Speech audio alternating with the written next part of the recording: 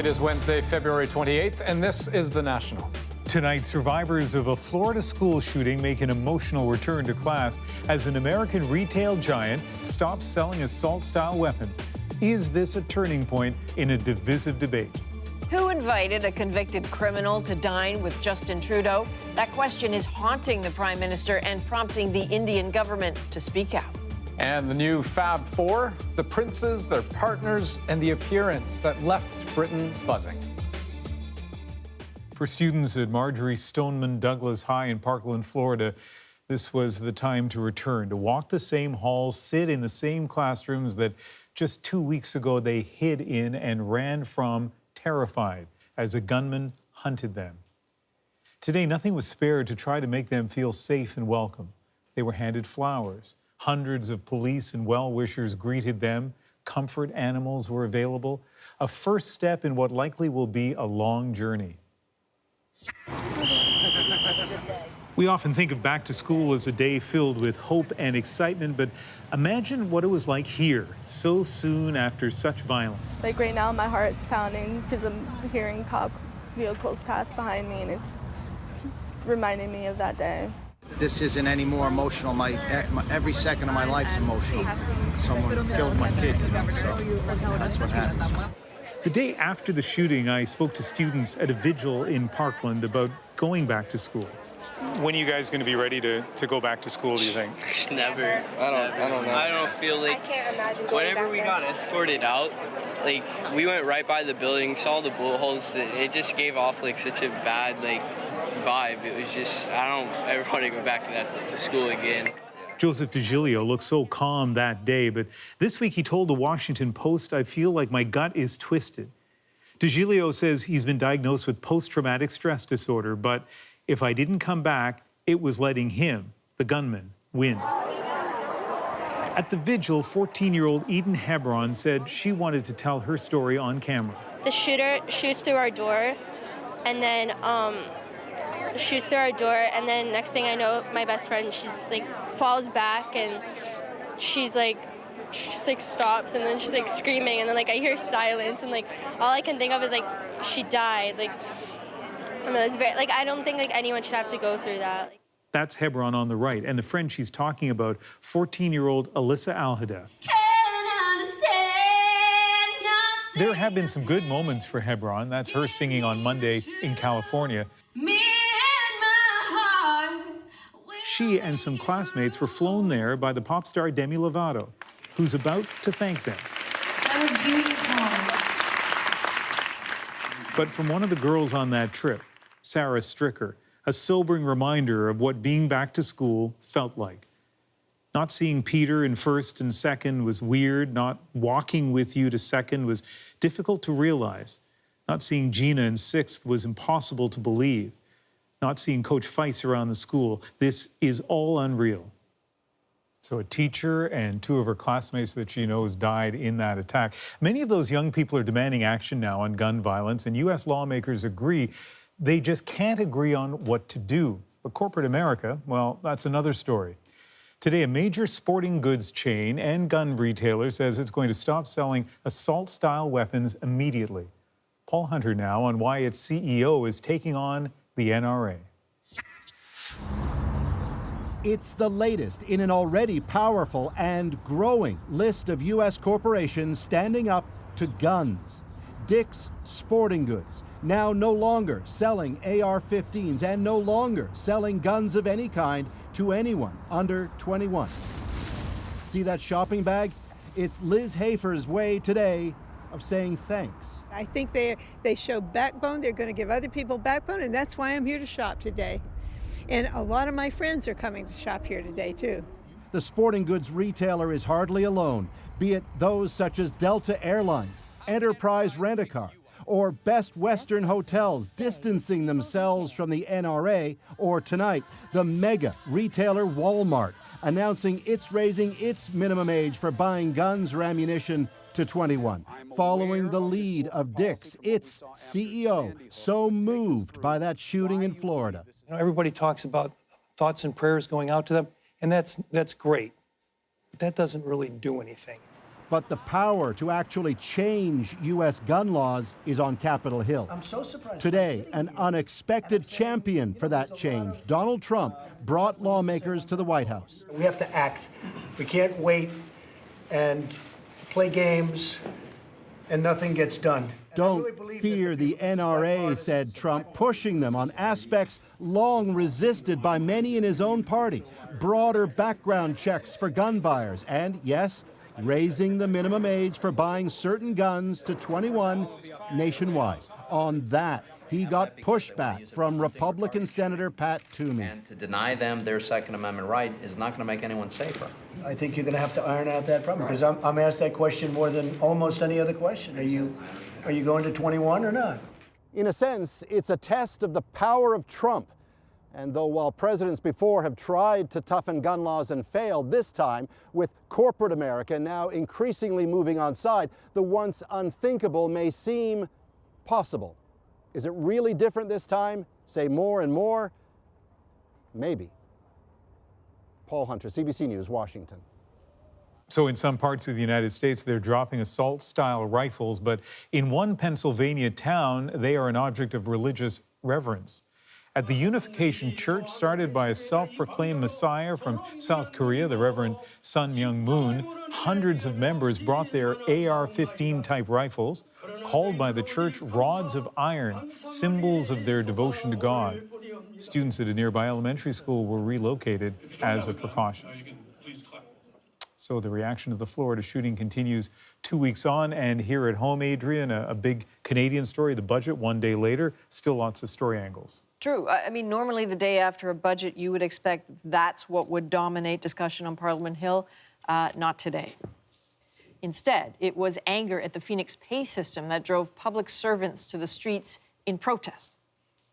Big questions then emerged about the fate of the Bloc Québécois after a majority of its MPs quit en masse. And then there's the botched dinner invite of an attempted murderer that's quickly turning into a diplomatic dispute with India. And so that's the story we're going to turn to first. In question period today, Justin Trudeau was rehashing his trip and that invite to a would-be political assassin.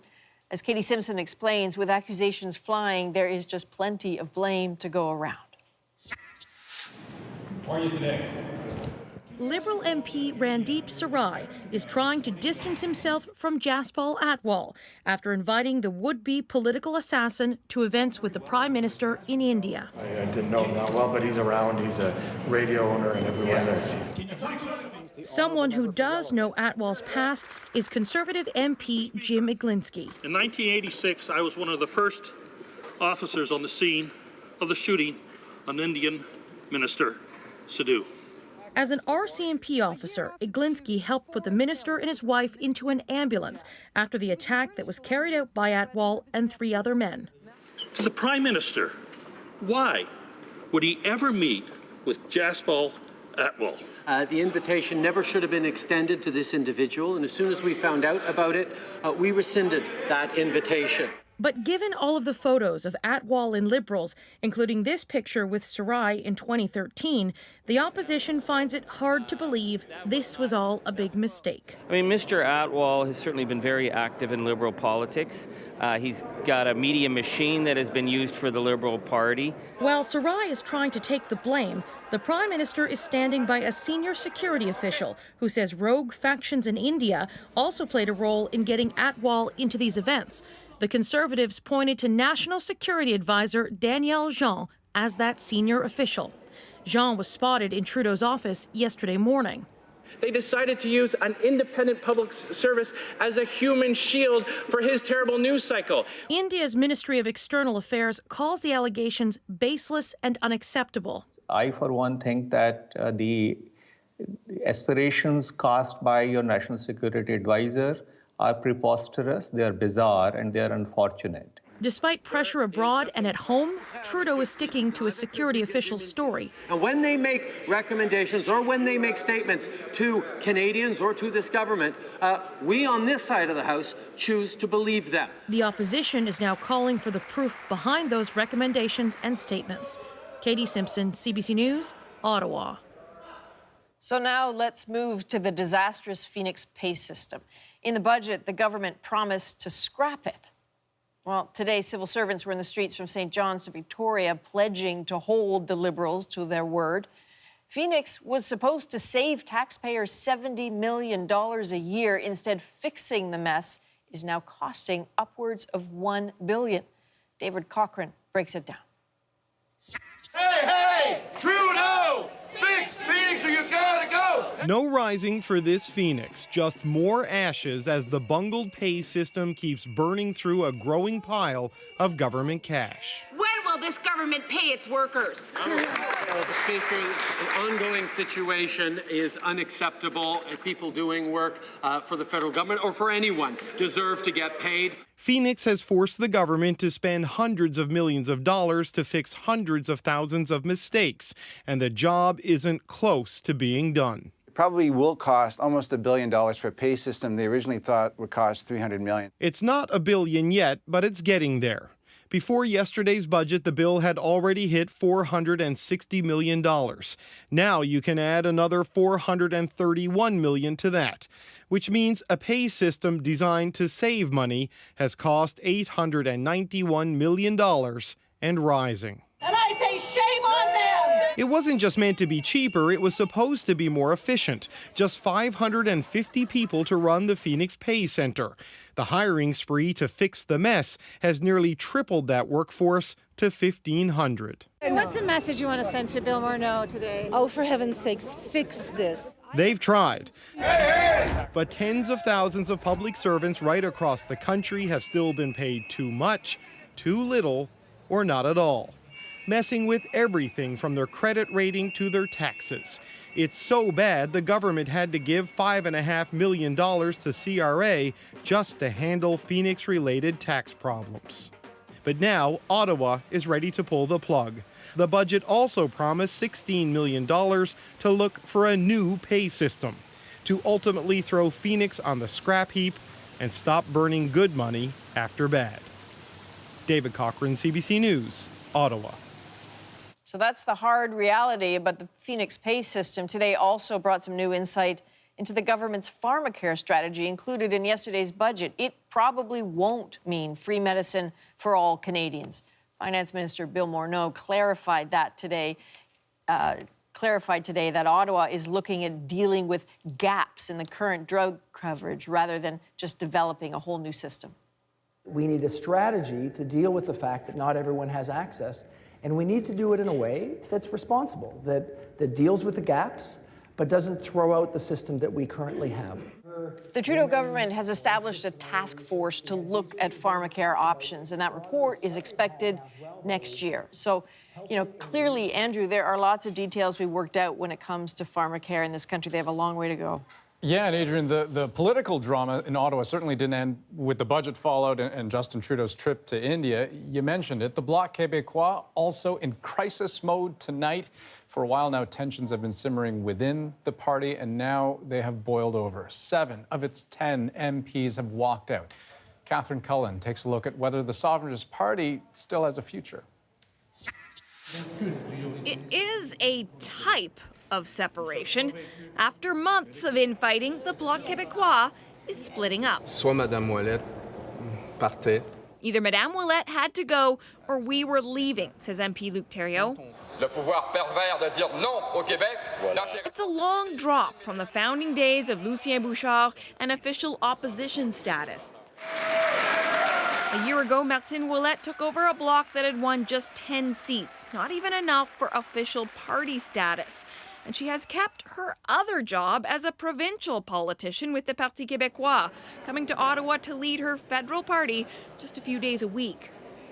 The 7 fed-up MPs say she didn't listen, and they fundamentally disagreed about how to best pursue independence. The way Mrs. Ouellette see our job, it's like being salesman for sovereignty and repeating day after day that Quebec should be independent. Quebec should be independent.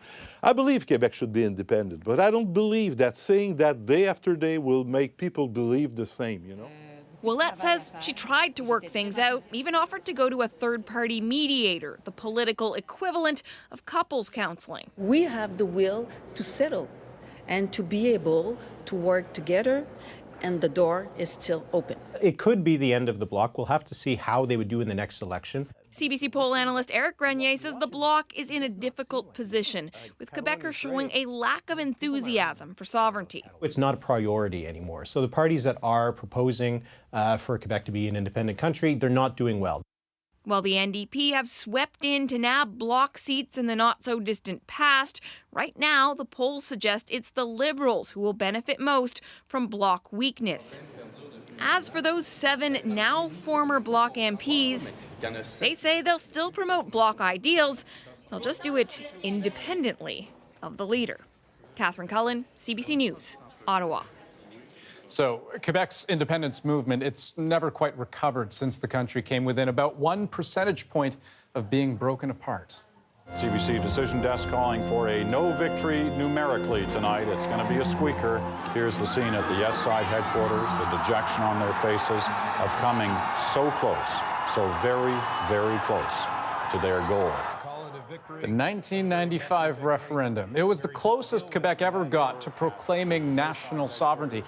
And there's no sign at all the province will revisit that question anytime soon. The latest polls put the support for sovereignty at just 36%. And a poll for CBC News in 2016 showed that a full 82% of Quebec respondents agreed with the statement, ultimately, Quebec should stay in Canada. Meantime, down south, one of the most influential people of Donald Trump's inner circle is on her way out. The U.S. president's right-hand woman, White House Communications Director Hope Hicks. The 29-year-old has been Trump's confidant and aide for years, working for his campaign and later the administration. And the timing of her departure is noteworthy here. The announcement comes a day after Hicks spent 9 hours being grilled by the House Intelligence Committee that's looking into Russian interference in the 2016 election. In that hearing, she admitted she's told the occasional white lie for the president. The White House says she'll resign in the coming weeks. But it's all very striking considering the impact that she's had on Trump. She reportedly had a way with him, attuned to his personality, able to cool his temper and guide his instincts. But it's been a little rough for her lately. You know, she was romantically linked, as we know, to Rob Porter, the disgraced staff secretary. He's the one who resigned amidst allegations of spousal abuse. And then she took heat for her hand in the initial White House response to that crisis, which was to defend him. So there's been a lot going on there. And of course, Hicks, hardly the first to go. This White House has chewed through staff. Let's take a look at the senior staff who were sworn in last January. There's Hicks, Bannon, Flynn, Priebus, Porter there near the back, to name a few already to make history. These are the survivors. More have left who aren't in the picture, of course. Hicks, for example, is Trump's 4th communications director. According to one study by the Brookings Institution, a third of Trump's staff left or was forced out in the first year. That is not the normal course of events. Not at all. A little later on the National, I got a chance to sit down with one man whose actions shook the White House a long time ago. Daniel Ellsberg, who leaked the Pentagon papers in the 70s. We talked about his remarkable story, his decision to go against the administration, and his fears for the next generation of whistleblowers. And we're going to take a closer look at a controversial promotion from Weight Watchers. Teenagers can join for free, but at that age, doctors are asking, should the emphasis really be on dieting? First, though, the new Royal Fab Four makes its debut. William, Kate, Harry, and Meghan sharing the stage for the first time. We're pretty tied up with planning a wedding at the moment, but we're really looking forward to working as a pair and as a four going forward.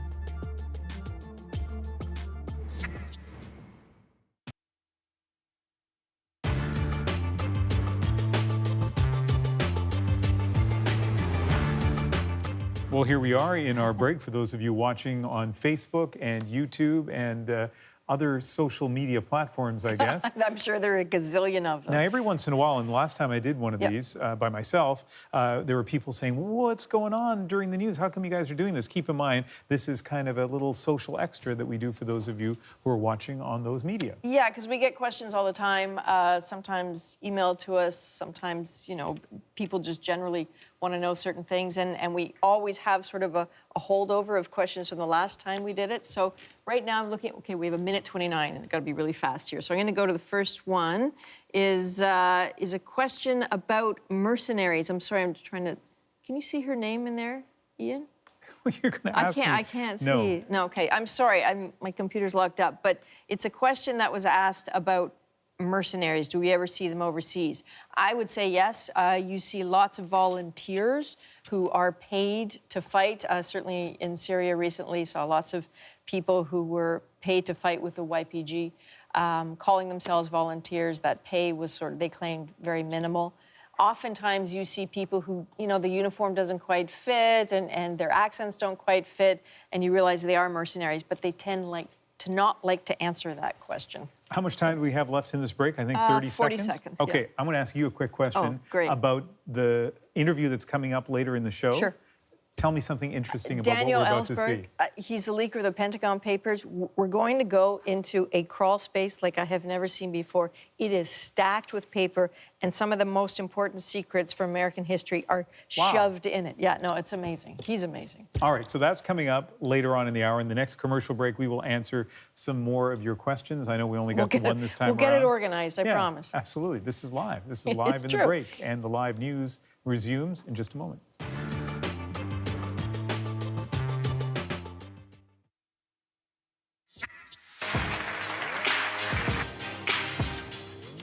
Well, for some of us, it doesn't quite have the ring of John, Paul, George, and Ringo, but to the British right now, William, Harry, Kate, and Meghan are the new Fab Four. Today, the young royals and one who will soon join them carried out their first official engagement, a forum for their charitable foundation. And as Thomas Daigle explains, Meghan Markle gave a hint at the causes that she'll be supporting. The winds of change are becoming all the more apparent for the monarchy that once seemed frozen in time. Behind that thaw are these four, and perhaps especially that couple engaged to be married in May. We're pretty tied up with planning a wedding at the moment, but we're really looking forward to working as a pair and as a four going forward. Until now, their royal foundation's most high-profile causes have been Prince Harry's Invictus Games for wounded veterans and the mental health campaign Heads Together. Now, Meghan Markle is hinting when she officially joins the royal family, she won't give up advocating for women's issues. Me Too and Time's Up. There is no better time than to really continue to shine a light on women feeling empowered. What Meghan did. In school at age 11, Meghan was already writing about sexism. As an actor on Suits, she told producers she felt some of her outfits were gratuitous. Going to work or school? Both. That same voice led her to become a UN women's advocate. I don't really recall a senior member of the royal family being outspoken on feminism. I could envisage Meghan putting herself right at the front of that global conversation. Though her passions don't end there. Meghan traveled to Rwanda as a World Vision ambassador, and it's been reported lately she's been to a London neighborhood down on its luck. She wouldn't confirm the reports that she's been quietly coming to this mosque near Grenfell Tower to provide support for survivors of last year's deadly fire. Meghan would only say she's been discreetly meeting groups to prepare for her new royal role. A platform that she had as Meghan Markle actress is nothing in comparison to what she will have as Meghan Markle, Duchess of something, married to Prince Harry. She may be the newcomer to this stage, but seems eager to make the most of the spotlight. Thomas Daigle, CBC News, London.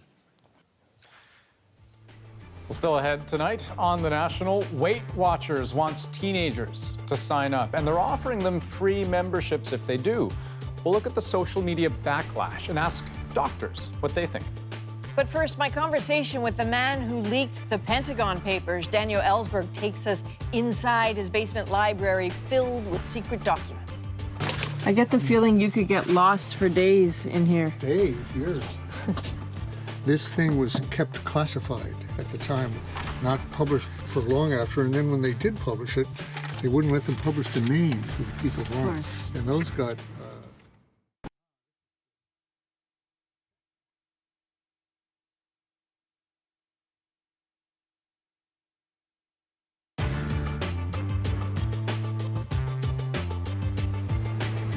Okay, that was a weird little pause, but we are back for 3 minutes and 50 seconds. YouTube, Facebook, to take your questions. We really are going to try to get through them. You have a good one. Yeah, our waiting social for you. media master, Matt Lowe, who's in our Vancouver newsroom, on passing these to us. Catherine Lodge Childs asks a question about something that the NRA has been claiming, that basically the media love tragic stories for ratings, and this is an attempt by the NRA to characterize our interest as a way to kind of squelch media criticism. So, you know, there's a saying that our critics will often use, and sometimes we use it in a self-facing way about if it bleeds, it leads. But honestly, you know, that's not why we cover a story like Parkland. In the case of Parkland, I was actually about an hour's drive away getting ready to do an interview with Christopher Plummer. We looked at the fact that there was this school shooting, and we thought, okay, for a Canadian audience, should we be there? And as the number of dead got higher and higher to 17, we thought, yeah, we better go there. So then you go and you cover this story, and you have no idea as a reporter what's going to end up happening. And look at that story. Imagine if we hadn't gone. Imagine if we had covered it maybe in what we call a voiceover, a few pictures from the States, all that we would have missed. The kids that I ran into, one of the most prominent spokespeople for the kids of that high school, I met for the first time just hours after that shooting. And so it's important. I mean, these stories are important. And just imagine a world where 17 people would be killed in a high school and it wouldn't be huge news. No. I wouldn't even want to contemplate that. No, absolutely. It's a cheap shot from the NRA, and I don't think it's reflective of most of really any of the colleagues that we have. So again, lots of really good questions here. I apologize to the lady who asked the question previously about mercenaries. It's Catherine Lodge. Catherine, I'm sorry. We do have a question. This is an interesting one. This is from Dan Menard. And John, the jib operator, you're going to have to bear with me. Dan Menard asked, is that a huge green screen behind you? It's not, but if you come with me, I'd like to show you what we're looking at. We're heading to the, we call these the tower walls, right? So these are giant walls. It's not a green screen. The point of them is that we decided a long time ago in this program that still photography matters a lot to viewers. It matters to us. It's an important tool in storytelling. And so these vertical walls are designed to showcase the best of the still photography. There are no green screens anywhere here. These are all real monitors designed to showcase the best imagery we can find. This was all done intentionally. And I'm sorry, John. It's not good to get up in the middle, but I thought you wanted to see it. So 1 minute to go. Sometimes people, well, again, I saw somebody kind of critical last time we did a Facebook Live saying, who cares about personal stuff? Well, people are asking us personal stuff. We get to answer this. Yeah. Somebody asked Adrian, where is the, Allison Hill wants to know, guilty pleasure snack food. Ooh, okay, there is a vending machine dangerously close to the national office. I confess to having spent some quality time there because I get too nervous to have like an actual dinner before the show. So I'm a bit of a wolf when it's done. And there are some Cheez-Its in that machine that I spend some quality time with. When I started in this business 30 years ago, there were still people who had bottles of alcohol in the desk drawers. Now it's like snack food. It's our guilty pleasure for sure. Okay, so we're going to do this again soon, but I'm going on vacation for a while. So next time we're together, maybe in a couple of weeks. Or we can connect with you down there. All right, back to the news.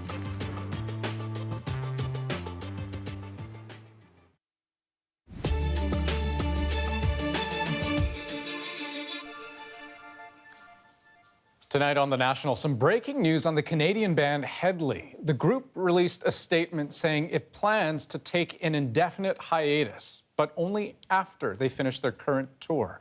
This after a woman came forward this week to the CBC accusing frontman Jacob Hogard of rape.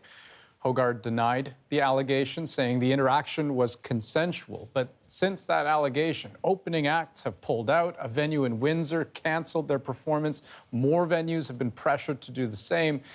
In their statement tonight, the band said they owed it to their fans and crew to stay on tour.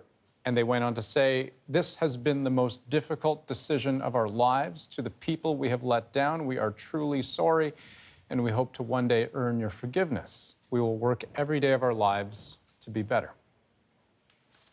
Okay, let's take you now to Ottawa, where the 4 candidates in the Ontario PC leadership race squared off tonight in their final debate. As to Patrick, I have said this from the beginning of this campaign, that he deserves the right to clear his name. You know something, I don't know why we keep talking about Patrick Brown. I'm looking at the future of this party. I'm zoned in on Kathleen Wynne. I'm not worried about him. And of course, Brown was not on stage, but former Ontario PC leader Patrick Brown was a hot topic at tonight's debate. He dropped out of the race earlier this week, saying he wanted to focus on clearing his name of sexual misconduct allegations. Voting for the new leader opens on Friday. Steven Spielberg's historical drama, The Post, is up for Best Picture at this Sunday's Oscars. It tells the real-life story of the 20th century's most famous whistleblower, the man who leaked the Pentagon Papers almost 50 years ago. Daniel Ellsberg risked everything to tell Americans the Nixon government was lying to them about the Vietnam War, a conflict Washington knew it couldn't win. I met Ellsberg recently to talk about that leak and about another one he was planning.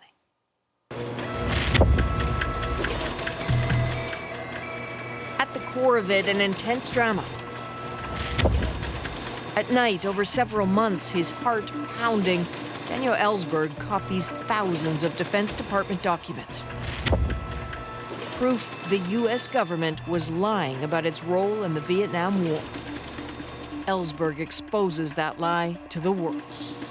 The New York Times has started publication of a series of reports based on a top-secret Pentagon study of the Vietnam War. The central fact so far revealed is that there was a massive deception of the American public for starting the bombing of North Vietnam. Hey, stop it! Ellsberg was walled off by a mob of newsmen and supporters as he admitted that he was indeed the man who brought the Pentagon Papers to the press and congressional leaders. I can no longer cooperate in concealing this information from the American public. Dr. Ellsberg, you have any concern about the possibility of going to prison for this? Wouldn't you go to prison to tell from this war? He's a fellow that worked over this Ellsberg, who worked in the Defense Department, and by golly, we're going to get him, and he's going to go to jail. In Oval Office recordings, the sound of Nixon's angry voice charging at Daniel Ellsberg. Hello.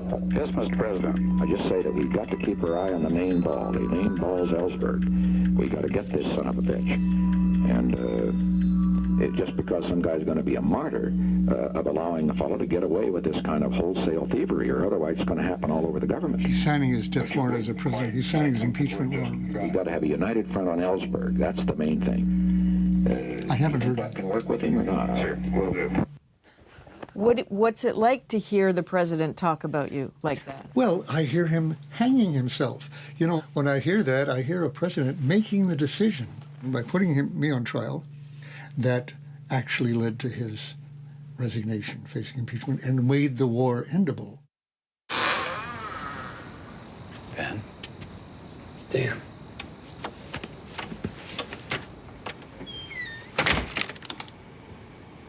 The study had 47 volumes. I slipped out a couple at a time. It took me months to copy it all. The story of the Pentagon Papers is legendary. What the hell? Well, Steven Spielberg's take is now up for an Oscar. But possibly the more intriguing tale is that Ellsberg had copied a second set of documents, government plans for nuclear war. He considered those papers more important, more frightening. As he lays out in his new book, The Doomsday Machine, he'd actually planned to release those papers first. What was in the nuclear papers that haunted you? The estimates by the Joint Chiefs of how many they would kill if we initiated nuclear war. And what was the estimate? The estimate amounted to, in total, in their eyes, 600 million dead. Now, that's not genocide. There's no single ethnic group with 600 or 100 million people. It's multi-genocide. It's 100 holocausts. That's really what I'm saying in the large is going on here. Nuclear war is a catastrophe waiting to happen. If we don't change our course, our policy, I don't think we get through another 70 years as we have now. I think it's been miraculous that we haven't had a blow-up. Now, miraculous, not just good luck, but far beyond good luck. Very unpredictable. This is a devastating security breach that was leaked out of the Pentagon. The most highly classified documents of the war. You know, I think people who experience your story for the first time through the movie, as some will get a sense of how tense it must have been. The FBI is looking for you because of the Pentagon papers, but you still have this stash of nuclear papers. Yes. And so you give them to your brother, Harry. Correct. And yes. what does he do with them? He put both of them in a garbage bag, green big garbage bag, inside a box, wooden cardboard box, and eventually buried it in a trash dump underneath a large green stove. And then a tropical storm, Doria, a hurricane, came along and moved the stove by about 100 yards, you know, and the bluff went down over the hill. And for a year and a half of searching, including part of the time with a backhoe, he found a lot of bags with green garbage bags, but none with top secret documents inside, so they were lost. So tonight I have the great honor of introducing to you the author most recently of The Doomsday Machine, Daniel Ellsberg. Now 86, Ellsberg seems seized with the same urgency of nearly 50 years ago. Maybe more so with all the nuclear posturing between the U.S. and North Korea. I'm very, very worried about the North Korean situation, and of course they mentioned that in their move. North Korea doesn't have thermonuclear weapons yet, and that's the excuse that Trump is using, and he's built this up very much. We've got to stop them before they get an H-bomb.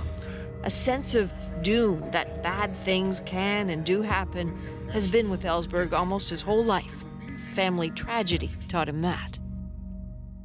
I find it a slightly heart-stopping element of your story about your family and the car crash. But do you mind telling me about that and what that did to your brain? Well, I am a person, obviously not unique, but unusual, who experienced the disaster on July 4th, 1946, when I was 15, when my father went to sleep at the wheel of a car, hit a culvert, killing my mother and sister. My sister was 11 months younger. So I was put in a coma for 3.5 days, actually, long coma. But I do think that experience opened me to the possibility that other people find it very hard to imagine, that your world can change disastrously very suddenly. I never really blamed either my mother or my father for that. We always called it the accident. Yeah, the accident. It could happen to anybody. As if a car had crashed into us, for example, no difference. But actually, that's not what happened.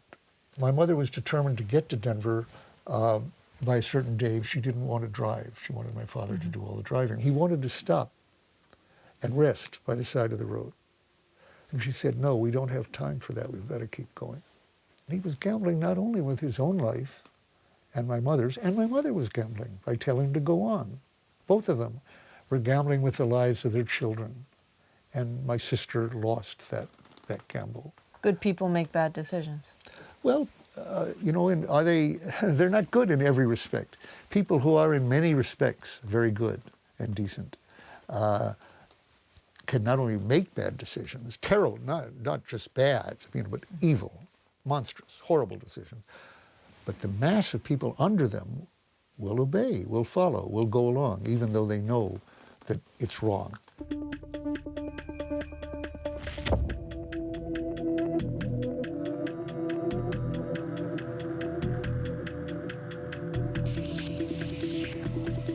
What have you got back here, Daniel? This now looks like one of these people when they find him, dead for 8 days. A lot of newspapers. Oh, it feels like this goes on forever. What is all this? Your whistleblower project? This is a good one. I get the feeling you could get lost for days in here. Days, years. This is interesting. Oh, a petition. The U.S. shall not resort to the use of atomic bombs. 18 people saw the phone in July. That's before the first test, see? They wanted to prevent a test. This thing was kept classified at the time, not published for long after, and then when they did publish it, they wouldn't let them publish the names of the people who were. And those got announced. Ah, this is good. This is very interesting. Can you bring that with you? Yeah.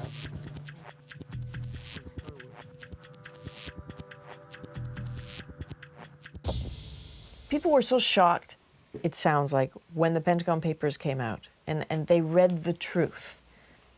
Well, that they'd been lied to. What was shocking was that they had been lied to so much. But they believed what they read. Do you sometimes look at this culture now and think, you know, if there was a massive leak, people might not actually believe it? You know, something is going on as we speak. We have a president for the first time who is attacking the press openly, publicly. Now, Nixon privately thought of the press as the enemy, but he didn't say that publicly. To use the word enemy is potentially quite dangerous. But I think you're right in saying the press would not be believed by a lot of his supporters. But that's true even if documents came out. Now, they wouldn't believe it. So, yes, the president is making a direct assault on credibility, and that didn't happen with the Pentagon Papers. If there was one document right now, or one set of documents that you think need to be leaked, that you would like to get your hands on, what do you think they are? It would be documents that I am certain exist in the Pentagon and in CIA and even probably in the White House that would reveal their estimates, official estimates, of how many people would die over there in South Korea and Japan and conceivably the United States as a result of a war with a nuclear weapon state, North Korea. I think the president himself, by the way, may be under a delusion about this, that he can attack and keep the attack limited, that there will be no response because of our ability to annihilate North Korea. I'm certain there are estimates who say that's not right. He doesn't believe them, but that's not true. There will be retaliation, and it will be seen. I would like those leaked now. This is your call out, then, for someone to leak those? Yes, oh, absolutely. I have no doubt that if a Chelsea Manning or Ed Snowden or I had access to such information now, with a war looming and possibly imminent, we would put it out with the expectation of going to prison for the rest of our lives, or frankly being killed if that could stop our revelations. And possibly being killed in retaliation for doing this. Daniel Ellsberg, you're very kind. Thank you very much. Okay. Very kind, and almost 50 years after the leak of the Pentagon Papers, still very intense. Totally intense. And what he says makes him afraid is the casual nature with which people speak about nuclear weaponry now. He thinks people are numb to it. He is terrified by the language on Twitter. And you know, as he gets older, he gets more frantic about it. Last thought about that crawl space. It's amazing. It's a very worrying thing to look at all that documentation and the bend in the house frame from the last earthquake, and you just realize one more earthquake, one ugly flood, and all that history's gone. Wow. Fascinating stuff. Okay, still to come, the backlash over Weight Watchers' offer of free help for teenagers. Critics admit obesity is a real issue. The kids are still coming in, and the first thing that would happen is that they would be weighed on the scale. And that's the issue. Weighing kids at that point is not what should be happening.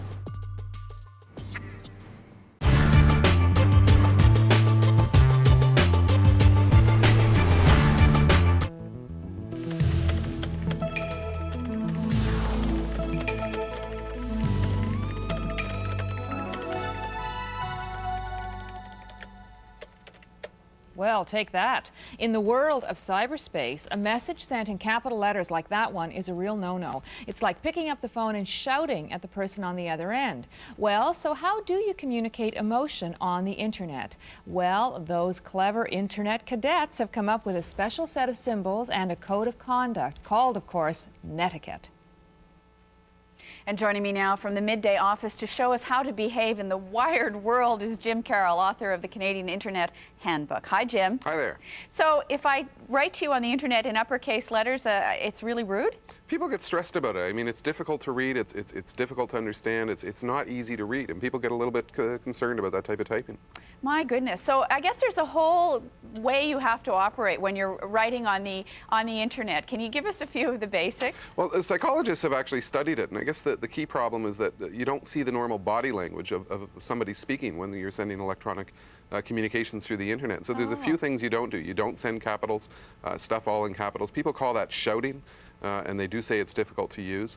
Another thing is that when you write a note, you shouldn't copy in everybody. It's very easy to send a message to the president of the organization and send the same message to 300 people at the same time. That certainly causes a lot of people stress because, I mean, people simply start to get too much electronic mail. It's too easy to copy in too many people. And probably the third thing, it happens to a lot of people. It's a really strange development, but what happens with people on electronic mail is they can write something that they might not otherwise say or ever put on paper. They can get very angry very quickly and type with anger into the keyboard. We call that flaming. And inevitably, somebody's flaming. Somebody does it at some point. At some point, somebody using electronic mail will send something, and they'll really regret it later because they'll say things that they didn't mean to say. So you actually have a term for people who are angry who are writing notes. Oh yeah, and it happens regularly. You can see messages from people. You wonder, why did they ever send me that? Boy, they must have been in a really bad mood when they typed it out. Amazing. All right. Well, is there a site on the internet where you can find all the things you should and shouldn't do? And there's all kinds of sites. Psychologists are studying it. Sociologists are studying it. It's really a point of fascination for a lot of people. This is an example site that we have here, a beginner's guide to effective electronic mail, and it gives you a lot of tips and pointers about what you should be doing in your messages, what you shouldn't be doing, how to write the message, how to enunciate some of the key points that you're trying to make, the fact that you shouldn't type in capitals, just some of the do's and don'ts of the information highway. Now, there are all these symbols that you can use for communicating. And what are some of those symbols? Well, people call them emoticons. I guess people came up with other methods. Emoticons. And it means emotion icons. And people came up with methods to say, you know, this is how you can get across that you're happy, that you're sad, that you're angry, or that you're winking at someone. And what they do is they type in little computer symbols, and when you look at them sideways, they represent something. Okay, so the first one we saw there was happy, and this one, when the happy one is on its side, what does that tell us? That tells us it's a happy face, and that means if you look at it sideways, there's the mouth, there's the nose, and there's the two eyes.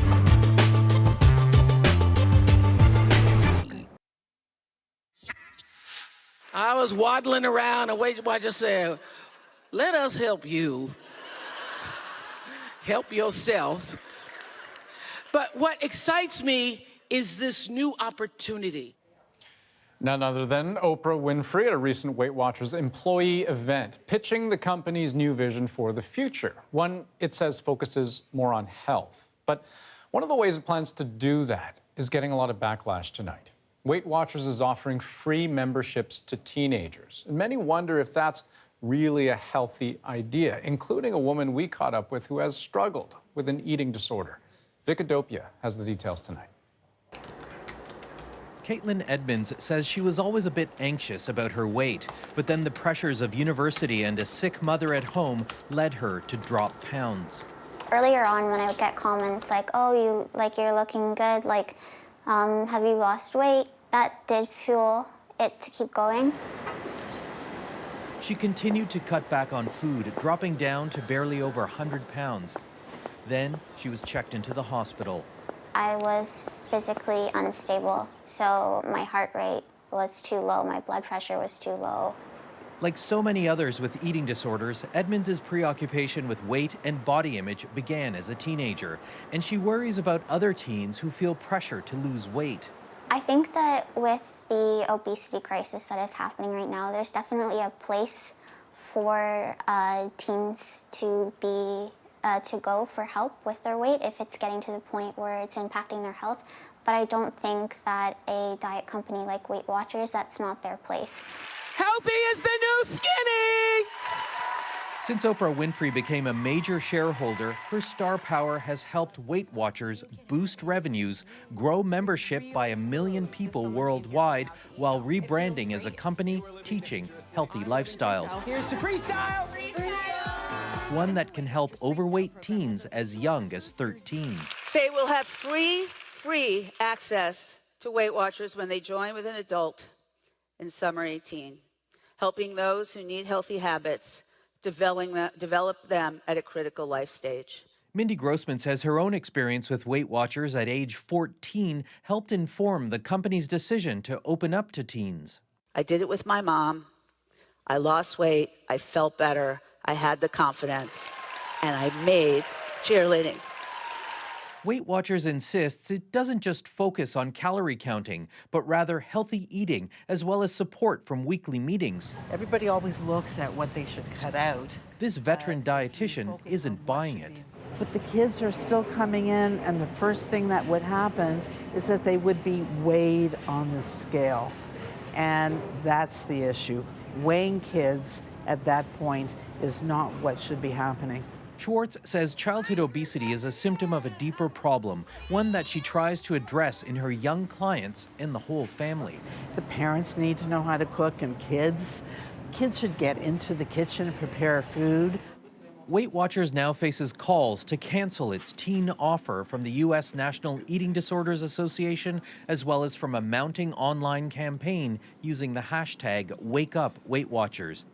The company has responded, saying, "We know that the teenage years are in a critical life stage for developing healthy habits, and opening Weight Watchers to teens with consent from a parent or guardian is about families getting healthier. We have and will continue to talk with healthcare professionals about the criteria and guidelines as we get ready to launch this program." Still, this pediatric obesity specialist has misgivings about Weight Watchers' new venture. Well, they are certainly addressing a problem if we have 30% of youth that are overweight and obese, but the approach to the problem, I think, has to be health-focused, not weight-focused. Warshawski says aside from excess weight, there are risk factors such as family history, ethnicity, and what stage a teen is in adolescence. What we're looking for is a healthy rate of weight gain. As you grow taller, you have to put on more muscle mass. You have to get heavier. So weight loss quite often is not even what we're looking for in teens. We're looking for weight maintenance and have the body grow into the weight. As for Caitlin Edmonds, she's found the balance between enjoying meals and staying healthy. And it doesn't include stepping on a scale.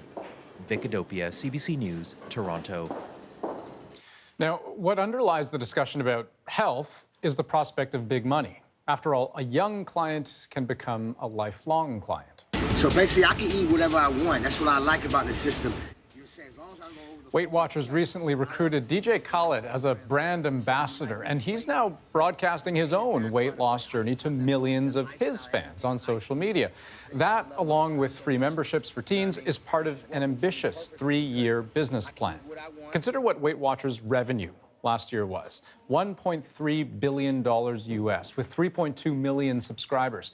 By the end of 2020, it's targeting revenues of $2 billion with 5 million subscribers.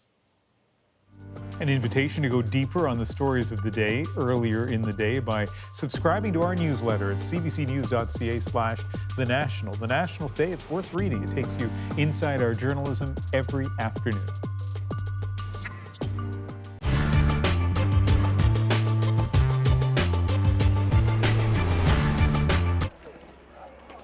The two biggest ski areas in Alberta, Sunshine Village and Lake Louise, have always kept their prices roughly the same. This year was no different. But earlier this week, Sunshine cut the prices for its season tickets in half and fired the first salvo in the battle for the skiers' buck. Well, the main reason is that Sunshine has changed this year. What we're trying to do with the discounted pass is increase the number of visitors that come here and experience that change this year. Lake Louise was taken by surprise by the price cut.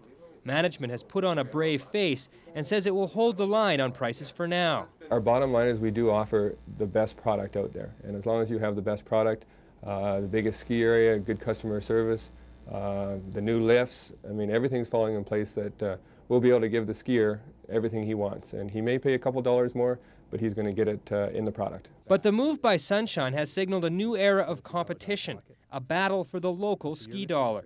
As far as competition for the regional skiers and for the people once they're in the Banff region, it's definitely more competitive this year. This change in attitude at the Banff ski areas was prompted by Federal Environment Minister Lucien Bouchard. Earlier this year, when he struck down Sunshine's plans to expand its operation, he sent a signal to all the ski areas in the national parks: no more expansion. The move has forced Lake Louise and Sunshine to grudgingly give up plans to compete head-to-head with destination resorts like Whistler Blackcomb in British Columbia. Whistler has boomed in the last couple of years. Thousands of hotel rooms and condominiums have been built on the hill. But Bouchard made it clear the same thing will not happen in the national parks, and the Banff resorts will have to do the best with what they have.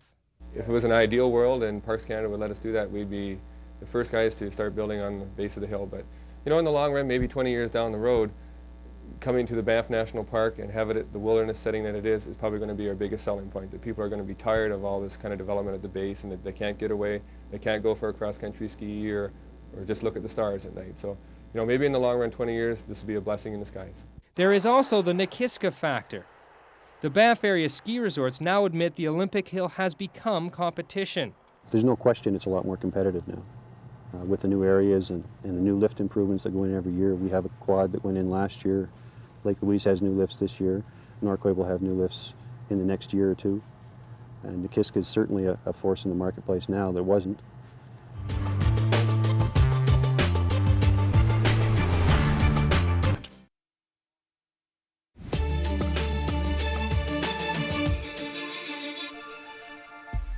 Tonight on The National, the Royal Canadian Air Force has found itself in some hot water in Florida. Earlier today, one of its helicopters was returning from an overwater exercise when an uninflated 80-pound life raft came loose and smashed through the roof of a house. Now check out what it looked like inside the home that was hit. The fire department says a woman was in that bed at the time, but luckily she was not badly hurt, just minor injuries here. The Air Force says it's looking into how this happened. It also said it would provide assistance to the person whose home was damaged. A BC-based airline has had its operating license suspended after one of its planes slid off a runway last week in Abbotsford. 2 people had to be taken to hospital. Transport Canada said today it's grounded Island Express Air out of concern for public safety, and it says the airline will not be allowed to fly until it's back in compliance with safety regulations. Dolly Parton's career has just hit a new milestone. The country music star just donated her 100 millionth book. Parton created the Imagination Library Initiative in 1996 as a tribute to her illiterate father. And since then, children who sign up have been receiving free books each month, including some kids here in Canada. And that is our moment of the day. Thank you, Dolly. My dad never had a chance to go to school, and Daddy couldn't read or write. But he was the smartest person that I've ever known, and so I wanted to do something special for him. Dolly Parton's Imagination Library books have had a really great and positive impact on my girls, as you can tell. There's over 200 children that now receive the program here in Kenora, and Blake is one of them. What do you think of the program? What do you think about these books? Good, I like them. Thanks, Dolly Parton, for all the great books. So Ontario and Manitoba have actually partnered with Dolly Parton to bring this Imagination Library to First Nations communities across those 2 provinces. 36 communities in Ontario have signed up to this program. That means, you know, in the neighborhood of over 750 kids. And I'll admit, you know, there's so much about this story I didn't know that Dolly Parton is a children's author herself. That was the 100 millionth book that went out. And the scope of this project, I mean, they send out 1 million books per month to kids all over the world, not just Canada, of course. You know, for my generation, I know Dolly Parton as a country music artist, as a pop artist in the 80s. Dollywood, her amusement park, I always thought, would I go to Tennessee and see that? You know, probably not. But what a great legacy for a music artist, and hopefully other music artists will use their fame and fortune to do the same kind of thing. For sure. That is The National for February 28th. Good night. Good night.